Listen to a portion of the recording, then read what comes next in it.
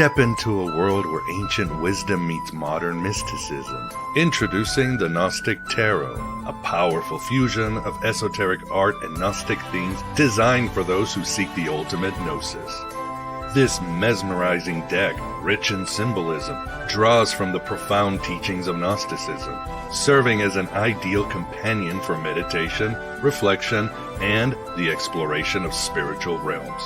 Whether you are a seasoned tarot enthusiast or new to the practice, the Gnostic Tarot caters to all, offering a portal to ancient wisdom and a tool for uncovering the hidden truths in your mystical journey.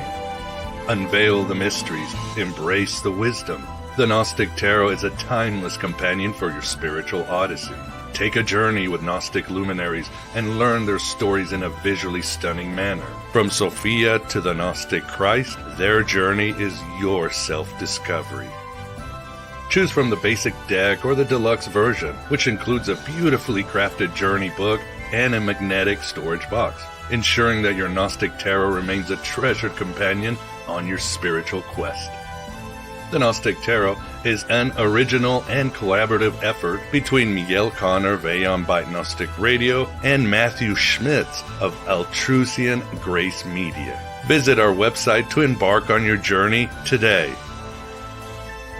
Syncrasis Publishing, where ancient wisdom and modern mysticism converge. Happy heresies and welcome to the Desert of the Real. For those of you watching on video, I hope you enjoyed that promo from the Gnostic Tarot that's doing well. For those of you listening on audio for the replay, well, I'm sure you'll enjoy whatever I choose for you. And my name is still Miguel Conner. I am your Pompatus of Gnosis, that madman across the waters. And today, very excited because I always love me some Astro-Theology and unveiling some more secrets, which our guest today is very good at. And that is, novelist, researcher, and vlogger, Micah Dank. Micah, thank you very much for coming back. Always good to chat with you. Miguel, it's absolutely wonderful to talk to you. You're one of my favorite people in the world, and I need one of those decks. How can I get one of them? I'll send you a link. Okay. I want to get my girl that deck. Yeah, she'll love it. And again, it's we've tested it. My wife does the tarot, and many tarot readers have done vlogs on YouTube, have messaged me back, and they say it works really well. It's got all the stuff, so it's not like fantastic. We just it's got all the magic behind it, and it's a great sort of companion and educational story down the Gnostic journey. It comes with a booklet, and it shows all the characters and what they go through. So it's pretty. You'll enjoy it, Micah. Your lady will like it. Thank you very much. Awesome. And with us too, we've got Graham Pong. Graham, how are you doing today on this Thursday, Jupiter Day? Doing very well, Miguel. I'm looking forward. I've read about Baphomet with the Templars, looking to see how Baphomet fits into the Book of Revelation. Yeah, you can't lose with a good old Bapho or Bafi. He's always and all these characters are always very exciting. So, we want to talk about that. But first, Micah, tell the audience a little bit about yourself, those who dare not know about your gnosis. Tell us who thou art, brother. I am Micah Dank, real name. And what I do is I teach Astro-Theology. So what I've done is I have found let's say at least, I don't have an exact date, but it's at least, I've traced it, a 17,000-year-old astrological cipher. That what I've done is, based on this astrological cipher, I use it to decode ancient holy texts. And I've done about 64 of them at this point. And I'm starting to get into the Gnostic ones. And I'm starting to get into, I've got this one right here. The books of the Ethiopian Bible. These are the ones that are left out. I've done the 2 Esdras so far. Then I have Tobit. And then there's like Judith, Wisdom of Solomon, Baruch, Letter to Jeremiah. These are incredible. But it can all be broken down astrologically. Because the ancients, since the beginning of time, have been embedding Astro-Theology into their works. Indeed, for sure. And I guess Yeah, you've done the Secret Book of John on this show. We've done a couple of other ones. When you discovered this, do you plan ever to do like a nonfiction or a key or something for others to look Well, at this? Or the reason that I did a fiction series, which actually got professionally published, I didn't self-publish it. I actually got a book deal. I tried for about 7 years to do so. The reason I did that is because it's easier to take in a story, take in the truth through stories, which is kind of what the Bible was supposed to be. It was supposed to be able to take the truth in through stories, and then everybody started taking it literally. But I've written a fiction series in order to make it easier for like new people, because as we all know, there is no wisdom, there is no serious growth spiritually without a lot of pain coming, and that's how people grow. You know, in the Bible, when they tell you that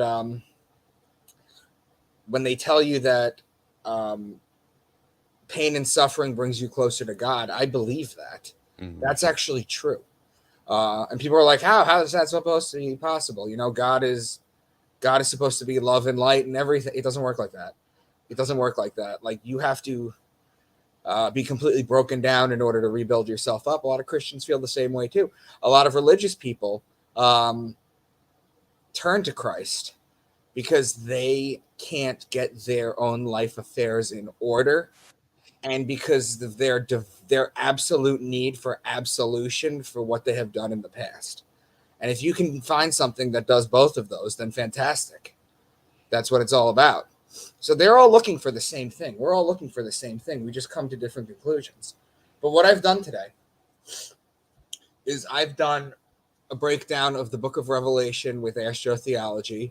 I'm going to talk about hell, Satan, Baphomet, and Lucifer, and explain these topics to you so that you guys understand. And I know this is the right audience for it, so that I know that you guys understand what it truly is and not what it's been perverted to be.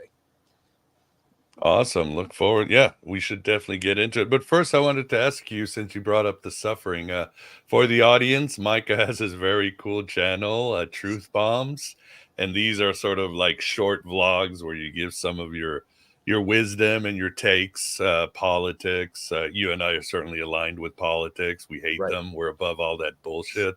Oops, sorry for the word. But spiritually, I love your vlogs. And recently, I think a day or two ago, you did talk about why evil is real, or how we need it, right? And karma is real. You want to tell the audience? I thought that was a very cool, one of your cool takes. Why karma exists? So there's two united laws throughout the universe, and mathematics is the male brain, left brain aspect of it. It's knowledge, it's wisdom. Math is a constant throughout the universe. And the law that guides humanity is karma. And I mean that in a very real sense. Like, you should always try to do good because it'll come back to you. With karma, you'll find that people who do a lot of work on themselves and people who spiritually build themselves up, whether it's Gnosis or whether it's what I do or whatever, you'll find that the closer you get to spirituality and to God, the faster karma reacts. So if you live in a good life and karma doesn't react, that's one thing. But, you know, if you put all this work in and then you go on a bender or something, you're going to end up paying for that much quicker than somebody who doesn't. And the reason karma is so important is because we talk about something that the elites do, which is called revelation of the method. And I don't know if you guys have heard this phrase before, but basically revelation of the method, it's what the elites do. It's how they show us things in, like, you know, the Super Bowl halftime show, the people that like go on about the evils of it, right, on the internet. You know, you've got your Isaac Weishaupt and all those who'll sit there and talk to you about how evil it is. Well, the reason that they show you this evil stuff is because in their collective consciousness, they understand that if they were to just do something evil to you, they would have to face karma to that. But if they show you and you are passive about it or you don't do anything about it, they think it absolves their karma, which it doesn't, because karma works off of intention. I'll give you an example. A man steals bread from the store to feed his family. Is he wrong? Well, karma would say he's not because his intentions were there. And that's what the revelation of the method is. You know, I hate to quote him, but Andrew Tate actually had a really good quote on this. He actually said that it's like, imagine for a second that I have a basket of poisoned apples, and I give you an apple, and I don't tell you it's poisoned, and you eat it and you die. The karma's on me. However, if I write poisoned apples on the box, and you take one of them and you eat them anyway, then it goes on you. Right. So the elites, whether you guys believe it or not, is irrelevant, because the elites believe this. They really believe this. They believe this, and they show you through revelation of the method. They always embed things in movies, they embed things in music videos, the news, things of that nature. And that's what they basically do. So this is why karma is so very important. No, that makes perfect sense. And of course, tells us another vehicle how they're using us, and very insightful how to do things. So very cool. And it's hard. Would you have a label for yourself? I mean, I know you're not an atheist. I always think of you as just spiritual. But do you have a label? Is there any way to label Micah Dank, or?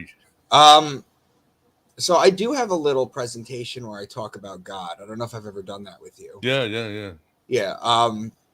I believe, long story short, people will call me a pantheist, but it's not really that. It's the idea that, like, for example, guys, when you talk to a religious person and you ask them, define God, and they'll tell you he's omnipotent, he's omniscient, he's all these big words. And then you ask him, is he infinite? And there's two answers. Either no, he's not, therefore he can't be God, or God is infinite. And once you get them to admit that God is infinite, you have to also then guide them to the thought that the infinite is everything, and nothing exists outside the infinite, not us, not this. Right. Everything is a part of God. And you're going to say to yourself, how is this drink God a part of God? And if you go into quantum physics and string theory, you'll find that everything moves and everything vibrates at a Planck level as strings. Everything is basically alive. It just might not be conscious. It might not have life processes, but it doesn't mean that it's not alive. I mean, we're learning that plants are alive, that they hurt when we pick them. There's levels of consciousness here. It's all about consciousness. But once you tell them that God is infinite, and then you tell them, how do you explain, if God is infinite, that when you die, you have to stand in front of something, separating yourself from them. Therefore, you are not them. Therefore, they cannot be infinite. It doesn't work like that. So they play a lot of word games. And that's basically what I tell people. And I've never had a really good answer to that before. God's either infinite or he's not. And when I tell people this astrologically, I tell people, look, proof of God, right? I tell people that the sun tells the hour of the day, the moon tells the day of the month, and the Zodiac tells the month of the year. From where we're located in the Milky Way galaxy, there's a perfect calendar in our heavens. You cannot look outside. You cannot look outside the 12 zodiacs. You can't. It's a perfect clock. It's a fingerprint of creation. And then we can go into the fact that DNA is a computer blueprint, all that stuff that's been tinkered with. But basically, there's proofs of God. It's just, the problem is people aren't taught how to think. People are just taught how to react. Yeah, or repeat slogans or what they were, which I did that once for many years of my life. I drank the Kool-Aid and didn't want to ask the deeper questions. So right. I think every one of us that are on the internet that are making content for people in this field all feel the same way. Mm-hmm. What was your dark night? Oh, it's probably many dark nights. And there were times when, like Cypher, I decided to take the blue pill again, the steak. I decided I'll just eat the steak. And I think these days, God, even since a child, I remember Micah, if you want to know, the first time I was like 5 years old and my mom was taking me to school, holding my hand, and I was so full of life and joy, and I saw a dead bird. And that's my mom was like, why is that bird dead? And mom was like, well, it was just nature, God's will. And me thinking, something's not right about this, something's off. I'm not saying my mom was wrong, but I realized there's more. And I felt this pain, like, why did this poor bird die? So many of those sort of instances kind of made you question reality, the code, if you would, the nature of suffering, all that stuff. What do you think, Graham?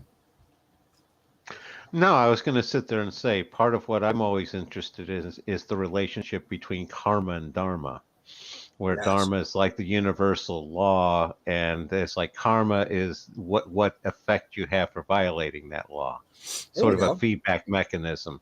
You know, I'm a math geek, so yeah, tag. You know, the physicists, quantum physicists, are always looking for that one equation that ties everything together, that can explain everything. And countless people have said that when it is discovered, it is only going to be a sentence long. It is not going to be a big thing. Interesting. I wonder what it will be. Eat at Joe's? Right? Buy my tarot. Yeah. Have you Oops. considered buying? Yeah. Have you considered buying an extended warranty today? Something like that. Right.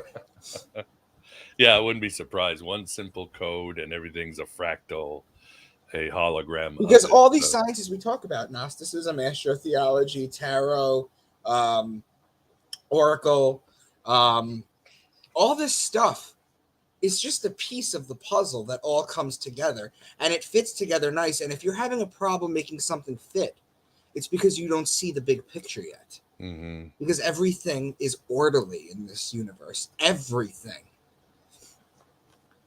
Yeah, it is indeed like a code. So, and as above, so below.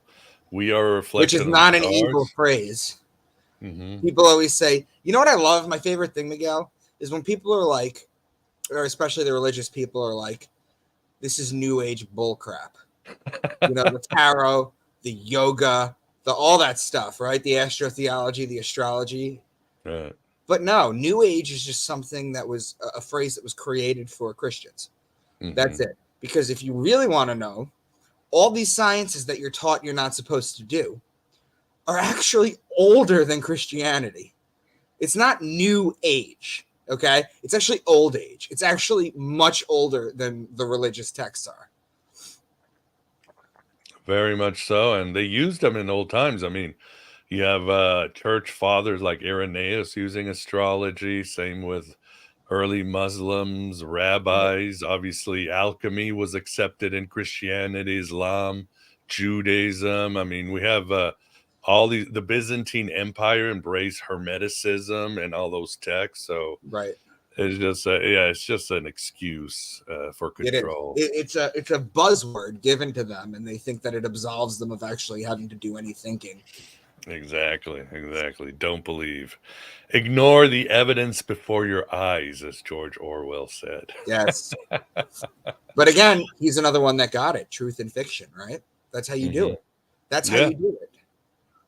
And he was in the belly of the beast. I think Orwell realized how evil totalitarian was by joining the communists and fighting in Spain on the side of the communists. And he was like, this is horrible. This is hell. You know, I follow people on Twitter, not just you, people that uplift me and give me good food for thought. But I also follow the most radical of the left, the right. And I also follow people who, religious, things of that nature. I always follow these people, especially like true communists, like American communists, like people that call each other comrade and crap. Yankees. Right. I always follow these people because their thinking is so interesting to me. You know, it's like, I don't know how to put it into words. I'm really having an issue with that, but it's just, the whole thing is just, it's just so fascinating to me what drives people. Everyone has that like one thing in their life that they're just really good at that drives their thinking. They're almost one-dimensional. And I like to keep a tabs on that so I could see what's going on, how people think, and how to best approach it. But I've just been doing my own thing. Yeah, a little lurking. Yeah, with people like that, I think it comes down to utopia. They want a utopia. I think a lot of it is what I mentioned in our last show when they captured this Nazi officer. And they're like, why did you join the Nazi party? He's like, I wanted to be free from freedom. It's a world of paradoxes. It's a hard life, Micah. So when somebody offers you the easy way out, trains on time, we all think the same. There'll be food on the table. There'll be no crime on the streets. Right. Many people will sell out to that, right? Oh, 100%. So 100%. There's a fact that really always it sits with me that it just drives me crazy. They did an interview at like a couple of Buddhist monasteries, okay, over in the East. Mm-hmm. And they interviewed these people and they asked them why these Buddhist monks, why do you stay here at the monastery? And do you know what 50% of them said? What? I don't trust myself to make good decisions. Interesting. And I feel the same way about the religious people. I feel like it's the same thing. You know, you always hear these people leading lives out of control until they found Christ and it saved them. And I get what they're trying to do. But yeah, some of them had saved them from a life of crime and drugs. You can't blame them. Right. But that doesn't make it right either. No. But it's order. Yeah, I think that's it, right? Order. Life is chaos, right? People like you, me, Graham, many, we know chaos. We had chaotic childhoods. We went through stuff and we just realized the universe is chaos and we know how to surf it. A lot of people can't deal with it or the seeming paradoxes of life. You know what else you'll find too? You'll find that most of the people who've been through the hardest times or the most evil things come out on the other end as being the most peaceful people. Mm-hmm. Yeah, I was going to say one of the lessons I've learned on what you're talking about, Micah, is it's a lot of people trying to avoid shame and blame. They don't want to make a decision because they don't want to face the blame and the shame for making the wrong one. Right. Tag. So they join a system where they basically police their own thoughts. You know, they're like through stained teeth, like Christ is awesome. God is great. You know, it's kind of like they're afraid to have a negative thought. See, here's the thing about thoughts that I find that's so interesting. There's two different kinds of thoughts. I call them passive thoughts and active thoughts. A passive thought is like when you're lying down and you're about to fall asleep. And I guess you can call these brainwaves too, right? Mm-hmm. When you're lying down and you're going to sleep and your mind just starts streaming consciousness and then things start getting weird and then you fall asleep. Right. You know, okay. So those are passive thoughts because you're not really in control of them. An active thought is like right now where I'm thinking about what I'm trying to tell you. You know, it's a different brainwave. But between active and passive thoughts, what you got to understand is if a thought comes into my mind and then I react to it emotionally because I think it's me, you got to ask yourself this. How can you be the person that created the thought and the person that reacts to the thought? Something's wrong. There's something wrong here. You can't be both. You know, our pineal gland tunes us in to higher dimensions to stream consciousness. Our consciousness that is streamed is on a higher level based on our level of gnosis or understanding of things. For example, I'm not a quantum physicist. I can't think like that. I can't think in math like that. I can't do that. But if I could, then I could start thinking that way. So that's what it basically is that the more you learn, which is evil, remember? The tree of good and evil or tree of knowledge, right? The more knowledge you attain, the higher level of thinking it is. And you got to ask yourself, why does Yahweh, who is, again, not God, Yahweh is one God out of many gods in the Phoenician Canaanite library that the Jews, who were originally Phoenician Canaanites, chose to worship, and he demands blood sacrifice. And you're talking about this one God, basically. Why would Yahweh want you not to become knowledgeable? You know, what was the point of creation without that? And then you can look into the Anunnaki, you can look into all that kind of stuff. right? And find out that we were genetically tapered with, you know, Billy Carson talks about the chromosome 2 anomaly, where it's basically a horseshoe, but it's basically welded in the middle, like it's been tinkered with. And then there's all sorts of different issues that come with too, like Ehlers-Danlos syndrome. I can get into all that later, but basically, I just find it very interesting that these people police their own thoughts because they're scared to go to hell. But then that brings the question of thoughts again. Am I the thinker? You know, they talk about Descartes, right? I think, therefore I am, right? That's what he says. He had it backwards. He had it backwards. He's quoted everywhere. He had it backwards. It's not I think, therefore I am. It's I am, as in creation. Remember, God calls himself I am. Why does God call himself I am? Because I am is the only answer you can give in this dimension to how God exists. I am. I just exist. You just have to deal with that. I exist. I am. So it's really I am, therefore I think. So that's just the way that I see things. No, I agree with you. All right, let's get into some Bafo and your stuff. Are you going to share screen? Yeah, I should be able to do that. We're using StreamYard. I know StreamYard. Yeah, you know it well. I know StreamYard. I use StreamYard. Hold on. I just want to make sure you all I've been on your show. Yeah. All right, let me put it. Yeah, you can put it up. All right, just give me 1 second, Miguel. I'm just going to go grab a drink. All right. All right, cool. We'll get started, peoples. For the audience afterwards, please give us a super chat so we can separate your questions and Graham can get to them and we can ask Micah about his presentation. For housekeeping, great shows coming in March. We got shows on Philip K. Dick, Santa Muerte. David Block will give us a tour of some occult movies. Yeah, very cool shows coming on in March. So, all right, you back, Micah? I'm good. Let's do this. All right, you get started. Give me what you start. I gotta let the cat out. 1 second. All right, you want me to start? Yeah, go ahead. All right. So, guys, this is the book of Revelation. Now, remember, guys, you're taught Revelation, hell, Baphomet, Lucifer, Satan.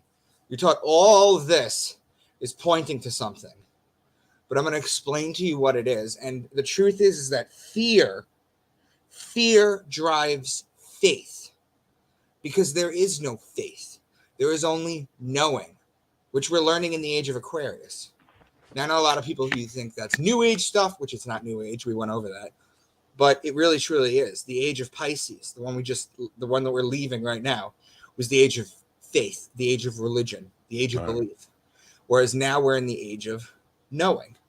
So here's the book of Revelation. So what I'm going to do is astro-theologically, I'm going to teach you the 12 signs, which I am probably 100% sure that I could let our co-host do, considering how many times I've done this.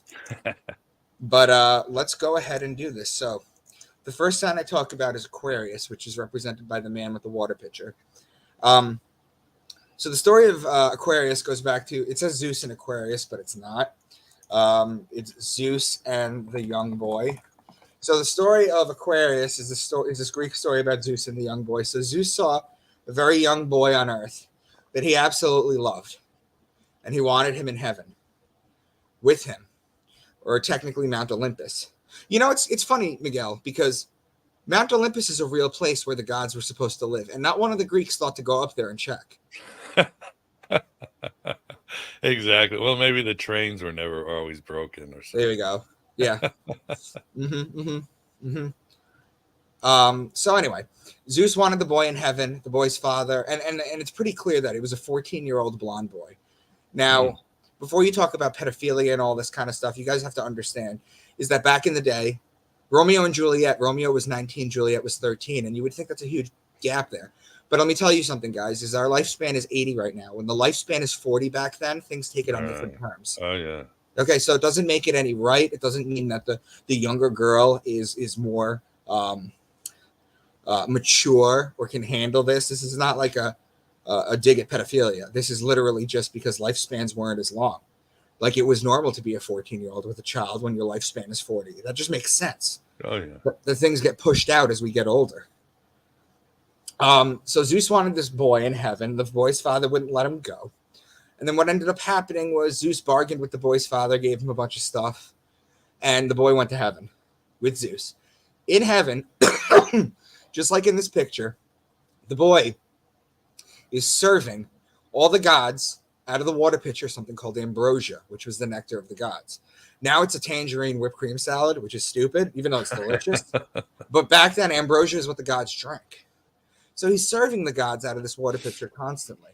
And what ends up happening is he gets sick of doing it day in and day out, just with no end. So one day he gets fed up, goes to the side of heaven, and pours the ambrosia out, which caused the flood on earth. That's where the Greeks get their flood story from, just like in this picture. And what ends up happening is the young boy catches the attention of Zeus, who notices the boy does this. And what the boy does, or what Zeus does, is, Zeus was a very angry, sexual, kind of deviant, kind of like unpredictable god. Well, in a rare moment of self-reflection, he decides not to punish this boy. What he does is he makes him the constellation Aquarius. He immortalizes him as the constellation Aquarius of the man pouring it out. So there's key words in Aquarius based on the story I told you. Son of man and man, because Aquarius is the sign of the man, whereas Virgo is the sign of the woman. Baptism, water pitcher, fountain, stream, river, lake, pond, sea. Baptism, because this is how you baptize someone. Water pitcher, because there's a water pitcher in it. Fountain, because the Greek statues were made like this. And because Aquarius is an air sign in astrology, but there's water in the picture, they use it to encode the meanings of water. Now, whereas Pisces is the mutable water sign, that's the two fish in the water. This is actually a water sign. So whether they're talking about Aquarius water or Pisces water depends on the patterns they're going to make. And I'm going to show you that. But basically, Aquarius is the water because there's water in it. So all the water examples. Pisces is the mutable sign water, the two fish in the water. And all the water examples too. Now, Aries is the ram. And in Aries, you have March 21st, which is the spring equinox. It's a 12-hour day, 12-hour night. It's also the Passover, or the passing. Excuse me. Thank you. Or the passing over of the sun over the equator and back on its way to its height in the summer solstice. In Christianity, the passing over is changed, and it's called the resurrection of God's Son. In Judaism, the Passover is when the angel of death passes over all the Jewish houses, or all the houses in Egypt. And anyone that doesn't have the lamb, which is a baby ram, by the way, ram is Aries, the ram's blood, because the Jews are the people of Aries, so that's how they would mark their doors, letting them know that they're the Jews, they're the people of Aries. The ram, this is why they blow the ram's horn during the holidays, still to this day. Yeah, that's true. Right? So Aries, when you're talking about Aries, you've got ram, lamb, shepherd, or ram's horn. And again, in Aries, there's three different Passovers, the Astro-Theological one, the Christian, and the Jewish one. And Taurus is the bull. When you look at the sky and you see Taurus during the season where it's supposed to be, you know you need to put the plow on the bull. This is what we're talking about as above, so below, Miguel. Because you look up in the sky and you would see the bull and you go, oh, crap, I got a plan because I need food by the end of the year. Right? You harvest in Virgo and Libra, which we'll get to. So whenever you hear bull, ox, calf, or cow, and again, cow is the female bull, you're talking about Taurus. Gemini is the twins. It's the story of Castor and Pollux Troy, whose sister was Helen of Troy. It's the story of Achilles, another Greek story. So whenever you hear twins or brothers, you're talking about Gemini. Now, what you're doing with these keywords is you're keeping them in the back of your mind. I don't expect you to remember them. The only thing I want you to do is that when I start breaking down these passages and I use these keywords, you to be like, oh, yeah, I remember him saying that. That's all I need from you. You can watch this 100 times and learn this on your own. But all I need you to do is be aware, right? I just need you to be aware that the words are there. Now, Cancer is the crab, and it's the sideways moving creature. So what the sun does, let me use my nicotine pouches. This is the sun, Miguel. I bet you didn't know that.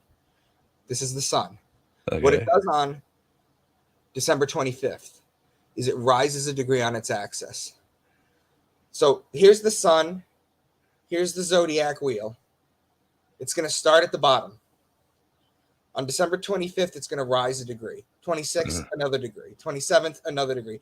Every day, another degree. It's going to make its way back to its height in the summer solstice. That's June 21st. On June 21st, that's the summer solstice. It's the longest day of the year and the shortest night of the year. Then what the sun does is on the 22nd, it's not going to rise an additional degree or lower a degree. But for 3 days, it stays at that exact same height. Hence the metaphor of walking sideways like the crab. Then on June 25th, it's going to drop a degree, and then the next day drop another degree, and it's going to do the same pattern coming here. When it hits December 21st, that is the winter solstice. It's the longest night of the year, shortest day of the year. And then the ancients used to go out on December 21st, look at this. The sun wouldn't crack the horizon. So what they used to say was God's son was dead. And then it's going to walk sideways for 3 days. So God's son was dead for 3 days. We're on December 25th, or the birth of how many gods is going to come back to life, because that's the birth of the sun, the god. So whenever you hear crab or beetle, you're talking about Cancer. Then Leo is the king. He's the lion. He's the king of the jungle. The ruling planet of Leo is actually the sun. Or you could say the king of the jungle, the king of the savannah, whatever you want to call it. It doesn't matter. Whenever you hear lion, lioness, or cub, that's Leo. Then Virgo is the woman holding the wheat stalk, just like in this picture. So remember before when we said that you plant in Taurus? Well, you'd plant in Taurus, and then the reason it's a virgin girl holding a wheat stalk is because back in the day, the virgins would go out to cultivate the wheat during Virgo in order to make the bread for the year.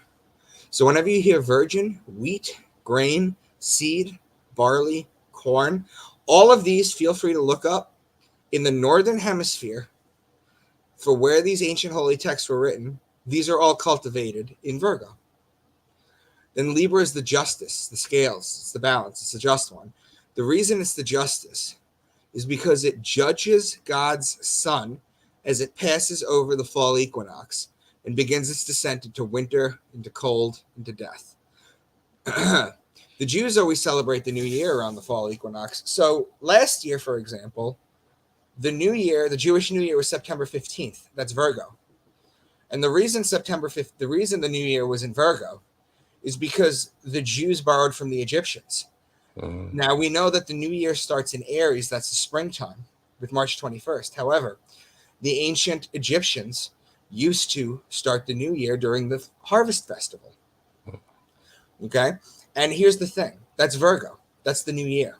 So what happens is the sun would come to an end in Leo, and then in Virgo, a brand new son of God would be born to a virgin Virgo. So that's where that comes from. But September 15th is Virgo. Well, 8 days after the Jewish New Year, and it's always 8 days, that brings you to September 23rd. That's the first day of Libra, the day of judgment. Well, what is the day of judgment? Well, the Jews call it Yom Kippur, the day of judgment, which happens 8 days after Virgo, after Rosh Hashanah. Well, of course, the day of judgment happens in Libra. It has to happen in Libra. It's the judge. Right. So Libra is also wine season, which is when you plant for the grapes in Taurus, you could press the wine here. So it's also olive oil season. So all law-related things, law, judge, justice, the just one, divorce, marriage, court, wine, vineyard, wine press, olive oil or olive oil, all that is Libra. Now, Scorpio is the scorpion, and he is the betrayer. When a scorpion bites you or stings you, it leaves an imprint in your skin that looks like a pair of lips. And it's where the mafia gets the kiss of death from. And it's why Jesus was betrayed by Judas with a kiss. Because here's the thing, Miguel. You would knock the scorpion off, and they'd be a pair of lips. Feel free, guys, look this up. Look up what a scorpion bite looks like. It looks like a pair of lips. But here's the thing. So it looks like it kissed you. So that's loving.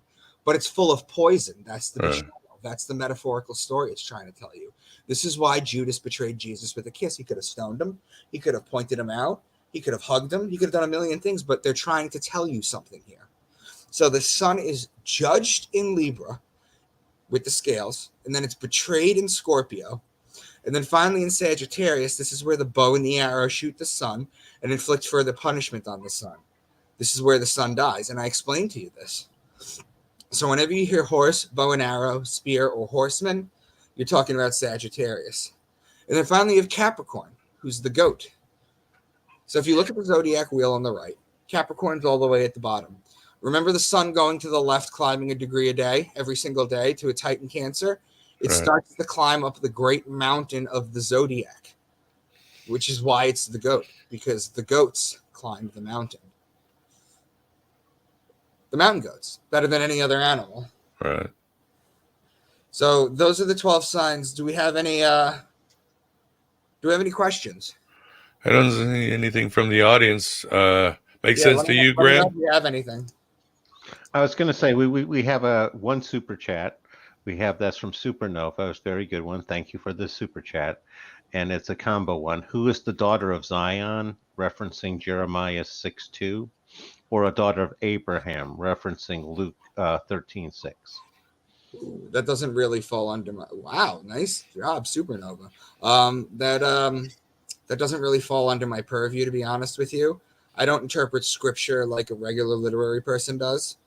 I'm not really sure, to be honest with you. But I would be open to hearing explanations for that, to be honest. It's not really astro-theological, to be honest with you. Unless she's like the queen of heaven, or the lady with on top of the clouds, or the sun and the moon. It's very possible. Maybe that's fair. Yeah. I'd have to look at that. I mean, I broke down on my channel the book of Luke, so I'd have to go back and look. But I'm not really sure, to be honest with you. All right. Well, reach out to me, Supernova. Micah will look into it. Graham will look into it. I'll look into it. We'll have an answer for you. Because I'm getting a Shira, or the Queen of Heaven, some ancient forgotten Hebrew goddess, but I could be wrong. Right. Okay. So, do we have anything else? Well, the other one was I was going to say the other one was one of mine, which is what are your thoughts about Baphomet being an at-bash cipher for Sophia? I'm going to get into this with you, but Baphomet is the same thing as the Israeli flag. It's a hermaphrodite. It's the mixing of the left energies and the right energies of the brain, the male and the female aspect. You'll see this because Baphomet is a man, but they show him with a pair of tits. You're like, why does this man have breasts? That's like why. Meatloaf and Fight Club. Pretty much, yeah. Bob had bitch tits. Yeah. Yeah. I think Graham's right. Yeah, there is another theory, and he's right. Very popular. Well, not popular, but that Baphomet is a cipher for Sophia, the Gnostic goddess, and the Knights Templar were actually worshiping Sophia and stuff like that. It's a good argument, but it doesn't make the star argument wrong. Of course. Was it the Knights Templar, or no? It wasn't the Knights Templar. It was the Knights of Malta that the Pope got rid of a couple of years ago. Oh, really? A couple of years ago? Yeah. He got rid of the Knights of Malta. Yeah. All right. So let's continue. All right. So Revelation 5:5. Then one of the elders said to me, "Do not weep. See, the Lion of the tribe of Judah, the Root of David, has triumphed. He is able to open the scroll and its 7 seals." Right? This mentions that Jesus Christ, the Son of God, also the Lion of Judah, or Leo, the sun rules the planet. Leo is able to open the scroll. So let's look at the zodiac wheel again. Let me make it bigger. Let's talk about Jesus and his names real quick. Let's look at Aquarius, the bottom left. When the sun is in Aquarius, Jesus is called the Son of Man. When the sun is in Pisces, the next over, he's known as the Fisher of Men. And that's why he feeds the masses with 2 fish, because Pisces is 2 fish. When the sun is in Aries, the ram, he is known as the Lamb of God, or the Good Shepherd. When the sun is in Cancer, the crab, the beetle. Christians like to quote St. Augustine to me all the time, but they don't realize that St. Augustine called Jesus the good beetle, because that's the sun in Cancer. When the sun is in Leo, the lion, he's known as the Lion of Judah. When the sun is in Virgo, the lady with the wheat stalk, he is known as the bread of life. He is known as being born of a virgin. When the sun is in Libra, he is known as the just one. And it goes on and on. These are all names for Jesus, and they're all solar. So when they call him, where am I? No. Oh, I missed this one. Okay, I'll go back. Then they call him the Lion of Judah. Mm-hmm. That's Leo. Now let's look at this one, Revelation 4:7. I'm going to go back. My apologies, guys. I should have showed you this one first. The first living creature was like a lion. The second was like an ox. The third had a face like a man. The fourth was like a flying eagle. The first living creature was like a lion. That's Leo. Right. The second was like an ox. That's Taurus. The third had a face like a man. That's Aquarius, the man.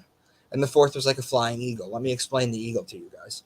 In astrology, the scorpion is the belly-crawling creature. It's the lowest form of life on earth. It had to slide on its belly. What is the first thing God does to the snake or the serpent after the deception in the Garden of Eden? He takes away his legs. Exactly. Right. It's a punishment. You were talking about Santo de la Muerte? Santa Muerte. These people, these Catholics or these Christians, dress up really nice, and they get on their hands and knees and they crawl on their belly to church. Right. Right? Okay. Mm-hmm. Now, its ascendant or the evolved form is known as the eagle, which is the highest flying form of life on earth. So we go from the lowest to the highest. The eagle will evolve one more time into the phoenix. What is the story of the phoenix? It's the story of Christ, the sun in the sky. Right? It's a flaming ball. Zeus was symbolized by an eagle because he was the top of the gods. It's a flaming ball of life that dies and has risen from its ashes. It's Christ. It's the resurrection. That's what it's telling you. So the eagle is Scorpio. Leo, Taurus, Aquarius, and Scorpio are the four fixed signs of the zodiac. There's three different types of signs in the zodiac. You have the cardinal sign. So you have four seasons. You have three signs in each season. The first, the second, and the third. The first sign is the cardinal sign. That's why there's cardinals in church. Now, if I were to take one of these 10-day segments, if I were to take these 30-day signs and break them down into 3 10-day segments, they're called deacons. That's why there's deacons and cardinals in church. Mm-hmm. Okay, so the first sign is the cardinal. The second sign is the fixed. The reason it's the fixed is because it's the second sign in the season. It's the dead of the season. It's in the middle of the season. And then you have the mutable sign. It's the water one that washes it out into the next one. So, but the other thing too is if you look at this, Leo and Aquarius are opposing signs. Taurus and the eagle or Scorpio are opposing signs. So let's read this one more time.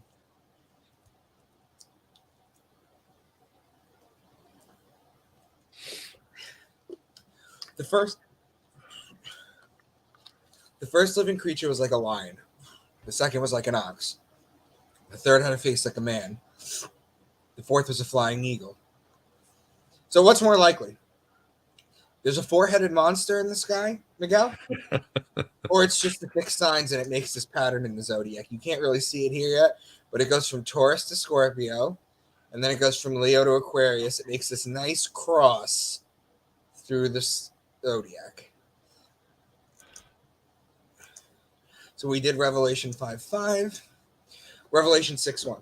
I watched as the Lamb opened the first of the 7 seals. Then I heard one of the 4 living creatures say in a voice like thunder, "Come." The Lamb of God. The Son has opened the first seal while in Aries. Do you know why the Lamb has to open the first of the 7 seals? Why it has to open the first one? It has to open the first one because Aries is the beginning of the year. Aries is the beginning of the year, March 21st, the Passover. Now, an interesting thing here enough, too. The Hebrew word for thunder, do you know what it translates to? Barak or something like that? But do you know what it translates to in English? No. Voices. Oh. So they would hear thunder. They would hear thunder in the distance. Or like in Mount Sinai, right? They would hear thunder at the top, and they would think God was talking to Moses. That makes sense. Yeah, like the Gnostic text, thunder, perfect mind. Right, exactly. So, Revelation 6:2. I looked, and there before me was a white horse. Its rider held a bow. Now, Miguel, who is the horse with the rider with the bow and the arrow? That's, what's the name? Sagittarius. Exactly. It's right there in the open. Oh. Then I heard what sounded like a voice among the 4 living creatures saying, 2 pounds of wheat for a day's wages, and 6 pounds of barley for a day's wages, and do not damage the oil and the wine.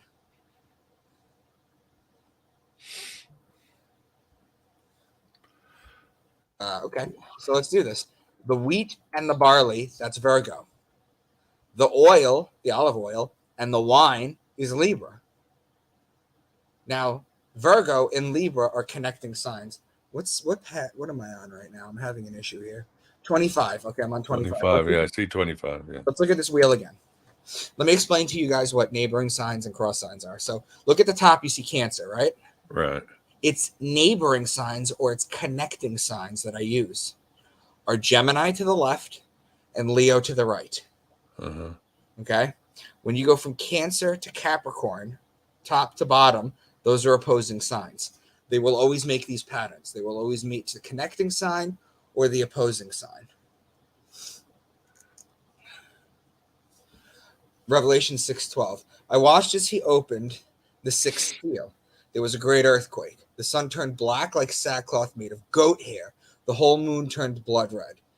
And the stars in the sky fell to earth, as figs drop from a fig tree when shaken by a strong wind. The sun turned black like a black sackcloth made of goat hair. The moon turned blood red. Figs dropped from a fig tree. The goat is Capricorn, the goat. And it's black because Saturn is the ruling planet of Capricorn, which is known as the black sun, the black planet, the black cube. The Jews wear a black cube on their forehead. The Muslims worship around the Kaaba. It's black cube. It's Saturn worship. Now, the moon turned blood red because we're in Capricorn. And if it go to its cross sign, its opposing sign is Cancer. The ruling planet of Cancer is the moon. So the first time figs are good to eat are in June or Cancer. The second time they are good to eat is August to October, which is basically Libra. Revelation 7:4. Then I heard the number of those who were sealed, 144,000 from all the tribes of Israel. Miguel, can you explain this to me as you understand it? Well, let's talk about those that will be saved. Basically, 144,000. Out of the billions and billions and billions. Yeah. And it's also virgin men if you read the next passage. That's what Christians never kind of forget. They kind of overlooked. So let me understand this real quick. So heaven has a maximum capacity, and it's going to be filled with virgin men. I think this is just people say. I mean, there's many stages to this, but right. It's not over till it's over. But initially, so what do the religious believe that the 144,000 is? Well, it's Christian. It has to be, obviously Christian. Okay, so let me show you what this is. So they tell you in the Jehovah's Witnesses that only 144,000 get to go to heaven. There are 7 chakras. The root has 4 petals. The sacral has 6. The solar plexus has 10. The heart has 12. The throat has 16, which equals 48. The third eye chakra is represented by 96 and only has 2 petals, because it's 2 times as powerful as the lower chakras. 48 times 2 is 96. Mm-hmm. The crown chakra is 1,000 times more powerful than the lower 6 chakras. When you add the lower 6, you get 96 plus 48 equals 144. You times that by 1,000, you get 144,000. What they're trying to tell you is when you've activated all your chakras, that is when you get to go see God. Mm-hmm. That's what they're trying. I like that. I like that better than the fundamentalist version. It's what it is, and you got to understand is that the chakras, they predate religious texts by thousands of years. Oh yeah. Mm-hmm. Yeah. Okay. So what they're really telling you is that 144,000 get to go. Yeah, when you've activated your pineal gland, or actually it's your crown chakra, which is above your pineal gland, right? When you've activated your top chakra, that's when you get to go see God. Revelation 9:3. And out of the smoke, locusts came down on the earth and were given power like that of scorpions on the earth. Okay? The locusts came down on earth and were given powers like the scorpions. See, locusts are interesting in the biblical text for 2 reasons. Number 1, the locust for the love of God, I can't remember the passage. But it's delineated as a food group. They're saying of these, you may eat locusts, katydid, grasshoppers. So it's a food. Mm-hmm. However, remember Scorpio, the betrayer? Yeah, the kisser. Food, so it comes down as something good for you. But too many of them becomes a plague. That's the betrayal. Okay? So that's where the locusts become the scorpions. It's a betrayal. Revelation 9:7. The locusts look like horses prepared for battle. On their heads they wore something like crowns of gold, and their faces resembled human faces. Their hair were like women's hair, and their teeth were like lions' teeth. They had tails with stingers like scorpions. The locusts looked like horses, that's Sagittarius. They wore a crown of gold, or the sun in Sagittarius. Sagittarius is the man on the horse with the bow and the arrow. Their faces resembled human faces. Their teeth were like the teeth of Leo, the lion. They had stingers like scorpions. Revelation 12. A great sign appeared in heaven, a woman clothed with the sun, with the moon under her feet, and a crown of 12 stars on her head. She was pregnant and cried out in pain as she was about to give birth. Then another sign appeared in heaven, an enormous red dragon with 7 heads and 10 horns and 7 crowns on its heads. Its tail swept a third of the stars out of the sky and flung them to earth. A woman clothed with the sun is the sun clothed in Virgo. It's just another deeply encoded metaphor. A woman clothed with the sun is the sun in Virgo. If the sun is in Virgo, the moon will be at her feet. So right now the moon is out. So the sun is at her feet. If you have the Zodiac, which is 12 signs, and there's a 24-hour-a-day clock, then that literally just means the sun spends 2 hours a day in each sign. Mm-hmm. It's simple math, really. Now, if the sun is in Virgo and you do the math, that's between 4 and 6 p.m. So the sun is still out.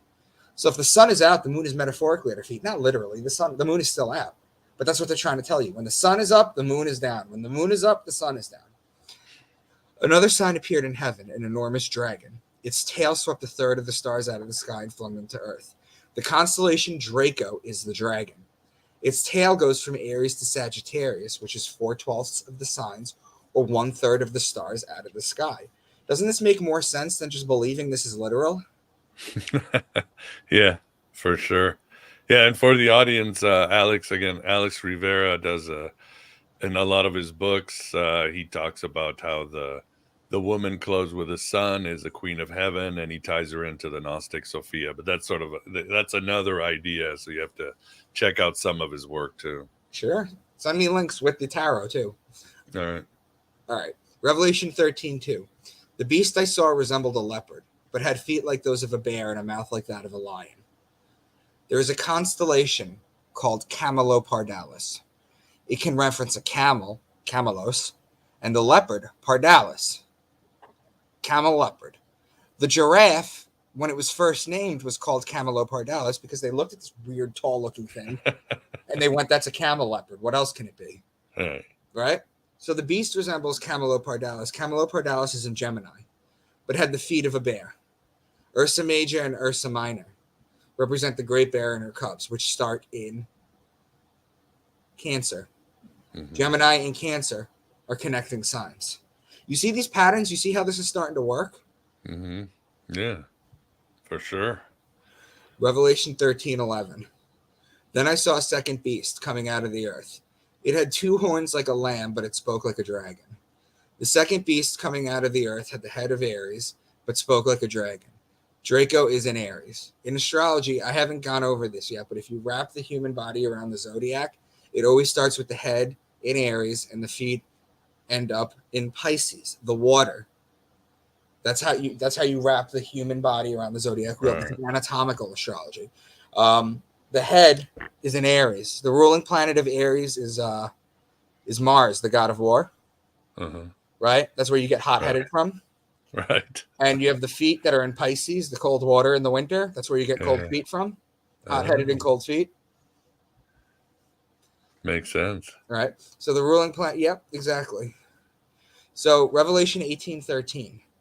Cargoes of cinnamon and spice, of incense, myrrh, frankincense, of wine and oil, of fine flour and wheat, cattle and sheep, horses and carriages, and human beings sold as slaves. Wine and oil is September or Libra. Flour and wheat is Virgo with the wheat stalk. Those are connecting signs. Cattle and sheep are Taurus and Aries. Those are connecting signs. Horses are Sagittarius, and the human beings are the sign of Aquarius. Now, horses is Sagittarius. Carriage, right? There is a sign in Gemini that mentions that is the carriage. So the carriage is, I believe, Auriga. So what it is horses and carriage. When you read a passage about horses and carriages, the horse is Sagittarius, and the carriage is in Gemini. Those are opposing signs. So when you say horses and carriages, you're making a pattern in the heavens. Hell, the flaming inferno. So that was Revelation. You guys want to talk about it for a minute before I move on? There's not that much left, so we can kind of stretch this out. No. What about you, Graham? Any questions on your end? I was going to sit there and say is no, fascinating to hear it translated into your Astro-Theology again. I appreciate it. Oh, thank you. Audience, and the audience in the comments are pretty down. They know their astrology, they know their Bible, so they're jiving with your stuff. Yeah, they are. Can we just say that maybe the John, the author, just took a lot of brown acid and he was tripping balls? Well, what do you think the burning bush is? Yeah, exactly. What do you think manna is? Cannabis. What do you think manna is? Manna is the mushroom. Yeah.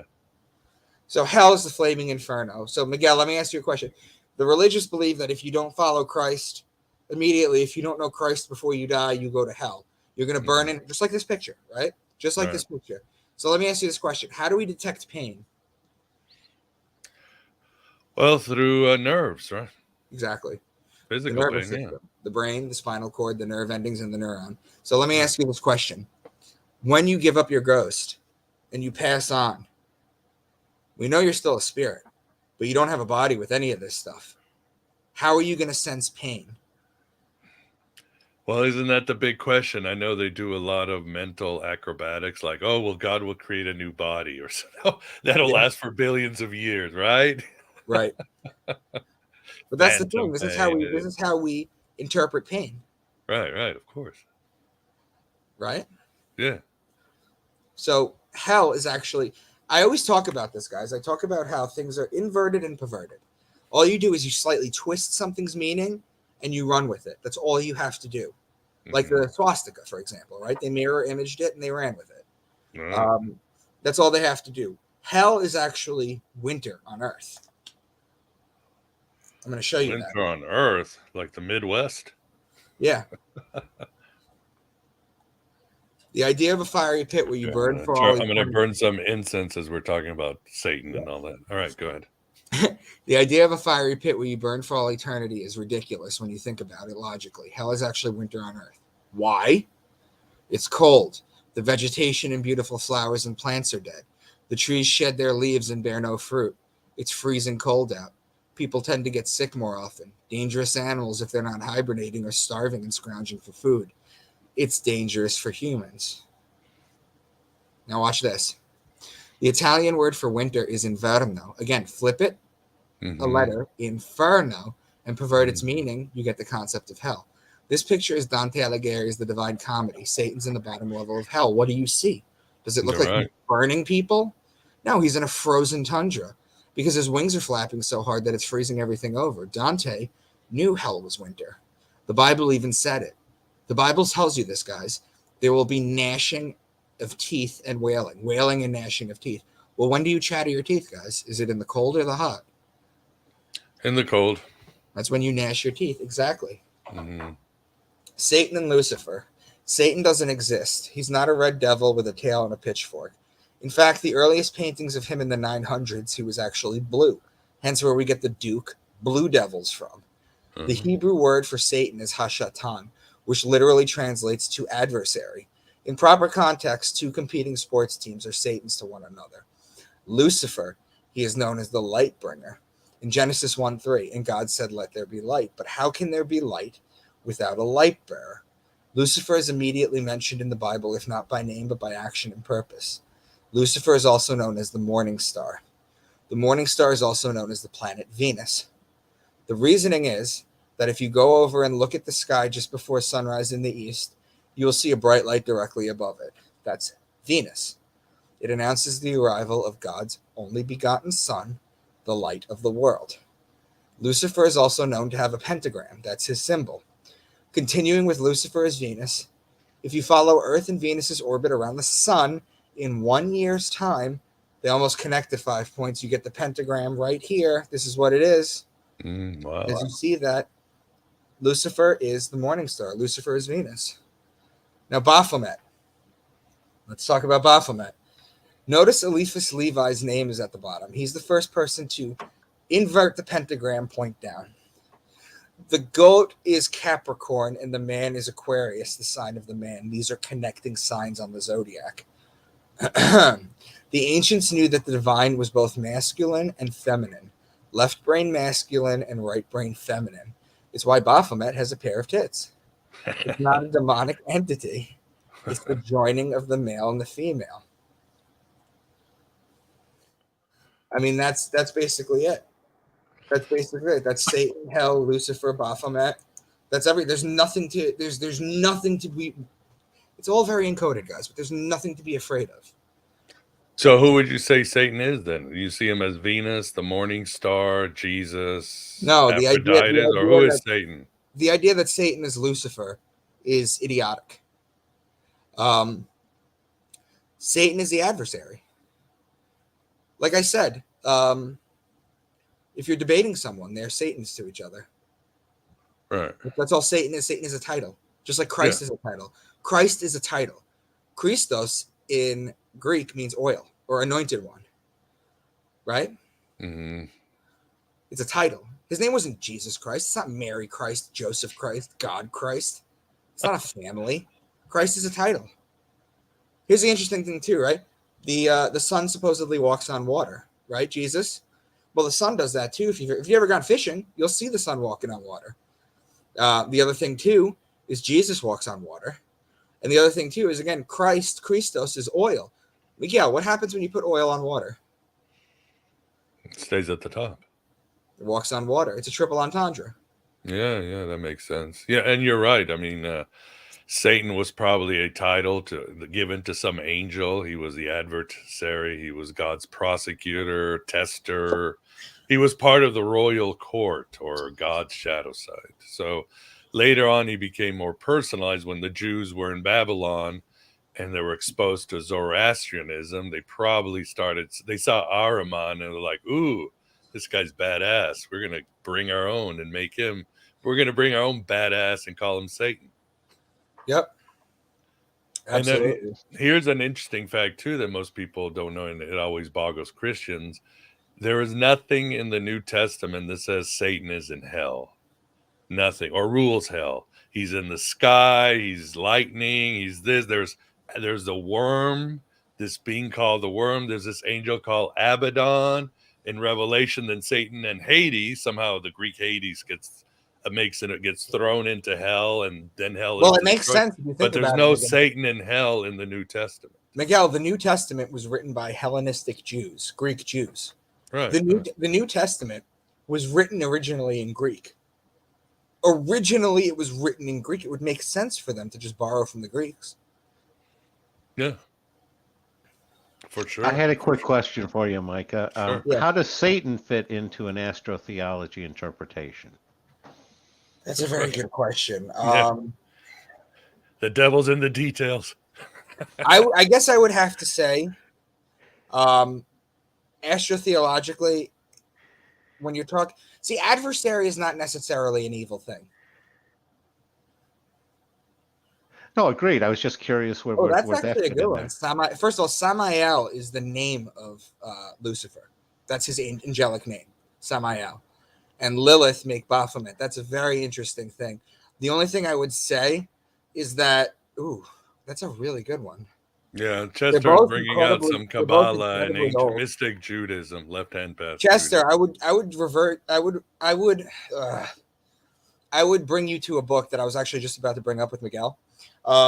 It's a book by a guy named Anatole France, who was banned by the Catholic Church to this day from the 1800s. He wrote a book. It's called Revolt of the Angels. I love that book. Yaldabaoth makes an appearance in it. It is you know what I'm talking about, Miguel, right? Yeah, great book. So it's a book that shows the rebellion from Lucifer's point of view. And it shows him being sent down and helping humanity and then coming up for the rebellion again. It was fantastic, but it was absolutely destroyed by the Catholic Church, and they tortured this poor guy. Not literally. I don't believe they really tortured him like Galileo or No, it was like early 20th century. Yeah, it was like the 19th century. Yeah, late 1900. Yeah. Yeah, but it's a fantastic book. Miguel's stamp of approval. Yeah, great book. So I guess if you want to think about when Satan appears in the stars, Astro-Theology. Well, astrotheologically, he's the adversary. Set. Satan Sometimes you can connect him to Set. That's what I think. Satan's the adversary, right? Mm-hmm. To me, that would just be the opposing signs, because they're set up against each other diametrically. What do you think, Graham? Makes sense to you? That does. I was going to say one possible alternative that jumps to mind is the idea of the sun's dark twin. Again, the idea of like the nemesis star sort of thing being the adversary. You're talking about the black sun? Yeah, I hear that's actually scientifically sound. Have you, Graham? That it's not like even a cult. Scientists believe in it. The black sun? Yeah, we have a nemesis. I'll send you a video. It's what lights up the moon. Because in the universe, most stars are binary. Right. So ours should be too. Right. And the idea that that's on a highly elliptical orbit, only coming around every so often. Again, that it pops to mind. That's the idea of Nibiru, which is interesting because you know what Nibiru means in Sumerian, Miguel? What? It means to cross over. They were talking about the next plane of existence. They weren't talking about a literal place. Interesting. Well, I wanted to play something for you while we're on Baphomet. I know, Chester brought Tracy Twyman's book, which you should get, Temple of Baphomet. Tracy Twyman, she was the one that was killed, wasn't she? Well, yeah. There are theories I fall under that myself. So, here's, check this. It's a very short little movie. Let me know your thoughts. Here you go, audience, on the other theory about Baphomet. Here it is. Is Baphomet the Gnostic Sophia? According to Tracy Twyman and Alex Rivera, the name Baphomet is associated with hidden or divine wisdom, specifically the baptism of wisdom. It can also be linked to the concept of Sophia, the divine wisdom principle of the Gnostics. Baphomet represents forbidden divine wisdom, similar to the wisdom from the tree of knowledge in the Garden of Eden, passed down secretly by groups like the Rosicrucians and Freemasons. Under torture, some knights confessed to the adoration of an icon of a severed head, reminiscent of the head of John the Baptist, known as Baphomet, an encoded name for Sophia, goddess of wisdom. Jordan Stratford, Living Gnosticism. Amazing how modern occultists and religions can be so wrong. Anyway, I thought you'd like it. Yeah, and rest in peace, Tracy Twyman, because her book, and Alex, is this big, but she makes a really good case. That notice Baphomet's always doing this? Yeah. You know what this is, right, guys? Everyone who's watching? This is the ancient Egyptian Kemetic peace sign. This is the original peace sign. Peace sign. So what happens is, when you see Jesus... I thought it's when they checked you out for your prostate. I'm not there yet, Miguel. I'll definitely hit you up when that's my time. Okay, cool. It's a date. So, all right. I guess that's why they knock you out for it, huh? This is the original peace sign. This that you guys are used to right here, this is a separation. This is a V for victory. This is Churchill's war sign. So when you see Lenin doing this, or everybody, this is not the original peace sign. This is. So when you see Baphomet doing this, or you see Jesus doing this, or you see any of these, Buddha, or any of them doing this, they're telling you they're peaceful. And this is originally, is it like a universal ancient symbol? Do you know where it But yeah, started? this is Hermeticism. Hermeticism, the No, Hermetics? Cometicism. Oh, Cometicism. the Egyptian. Okay, Yeah. cool. No, that makes perfect sense. Well, awesome. This has really been a cool presentation. Again, the audience is putting out some great ideas, putting all connecting the dots. They know their astrology, they know their revelation, and they know their Baphomet. So, Chester, thanks for your insight and thanks for your support. It really means a lot. And yeah, I hope everybody's having a good time. I don't have any last questions. Graham, any last question or comment for Micah? Nothing from the chat. Just want to say it was a pleasure and great connecting the dots. Thank you. Oh, thank you. I wanted to let everybody that's listening know the way I broke down Revelation, I've done for 64 ancient holy texts, from the Sumerians, the Babylonians, the Egyptians, the Jews, the Christians, the Muslims, the Quran, Eastern too. I've seen you do Eastern text too. The Book of Mormon, yeah. My website is debunkmywork.com. If you were to go there, all my social medias are on there. All my videos are on there. My YouTube is on there. And at the bottom of the page, there's a way to contact me via email. In case you guys want to talk or follow me or bounce some ideas off. I also have my book series out there where, again, I teach this in... thank you, Supernova. Again, I teach this in... on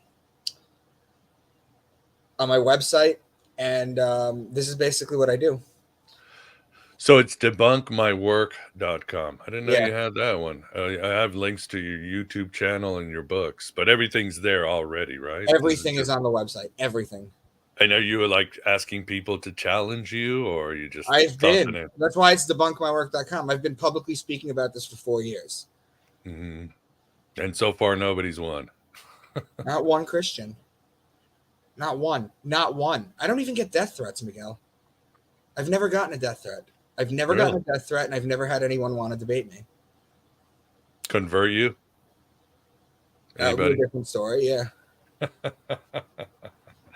Well, cool. Well, I love the work you're doing, and yeah, let's keep reaching for the stars. So I think we better wrap it up. Graham, thank you very much for being the wingman as Vance is tied up in his Clark Kent identity at his day job. Always fun filling in Vance's chair. The Moondog. All right. And yes, very nice meeting you, Graham. Same here, Micah. Yeah, awesome. Yeah, for the audience, thanks for the donations, the support, great questions, great remarks. Oh, there comes Chester. It's Anatole, France. Anatole, France. Yeah, or just message me, Chester. I'll let you know. Or yeah, great book. Yeah, and Anatole France was also a big occultist too, so you'll like his work. Mm-hmm. So yeah, cool. Well, Micah, always love having you on the show. Of course, we look forward to the next time we can talk some of those ancient texts and decode the stars. And yeah, appreciate what you're doing and keep bringing those truth bombs. Right. And I just want to throw out one more thing real quick before I go. Sure. Just wanted to let you guys know is that this presentation that I do is in a longer presentation that I do. But the reason that I do this shorter presentation, I do it for people, is because it alleviates all the fear that is built into the system when you can explain it rationally. You know? And you have those on your YouTube channel or your website? Everything is on my YouTube. Everything is on my website. All right, cool. Well, check it out, people. Micah has a lot of presentation, and you'll love his little short vlogs. Those are always fun. Sometimes they're about weird things that happened in history. It's not always theology. It's just things that you go, hey, I didn't know about that, you know, because we're all so programmed. We take so much for granted. Even a little thing, you go, oh, wait, you're right. Exactly. So, Miguel, it's always a pleasure, man. Would you do me a favor? Would you please DM me on Twitter that link for the tarot? I'd like to get it tonight. Yeah. As soon as we get off, you shall have it. For the audience, it's on the show notes. Whether you're here on YouTube, Rockfin, it appears on Rumble. It will be out on all audio podcast places tomorrow. So check it out. check out Micah's work. And yeah, Micah, thanks for being here. No and problem. I hope I didn't else. say anything today that'll get you a strike. Yeah. Well, you did do the PEDO, but you were talking in a historical context.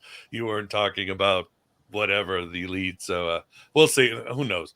YouTube algorithms are just make no sense. It's so arbitrary what they decide is proper or not. So whatever. All right, everybody. Thanks for being here. And everybody have a good weekend. Write your own gospel and live your own myth. And yeah, keep looking at the stars. As both Crowley and Plato said, each one of us is a star. Take care, everybody.